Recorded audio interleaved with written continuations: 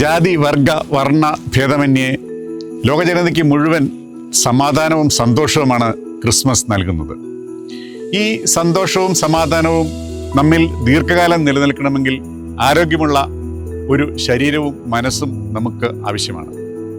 അതിനുവേണ്ടി ഈ ക്രിസ്മസിൽ നമുക്ക് ചില ധീരമായ തീരുമാനങ്ങൾ എടുക്കാം. അതായത് ആഴ്ചയിൽ ഒരു 3 മണിക്കൂറെങ്കിലും വ്യായാമം ചെയ്യുക. അത് പറ്റില്ല എങ്കിൽ ഒരു ദിവസം ഒരു 8000 മുതൽ 10000 സ്റ്റെപ്പ് വരെ നടക്കുക. നമ്മുടെ ഭക്ഷണക്രമത്തിൽ ചില വ്യതിയാനങ്ങൾ വരുത്തുക.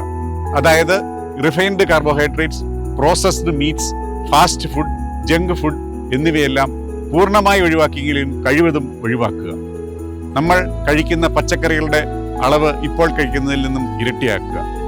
പഴവർഗ്ഗങ്ങൾ ജ്യൂസായി കഴിക്കുന്നതിന് പകരം മുഴുവനായി കഴിക്കുക. ഇങ്ങനെ ചെറുതെങ്കിലും ധീരമായ ഈ തീരുമാനങ്ങൾ എടുക്കുന്നത് വഴി നമ്മളുടെ സന്തോഷവും സമാധാനവും, ക്രിസ്മസ് വഴി ലഭിക്കുന്ന സന്തോഷവും സമാധാനവും ദീർഘകാലം നിലനിർത്താം. Wish you all A happy Christmas.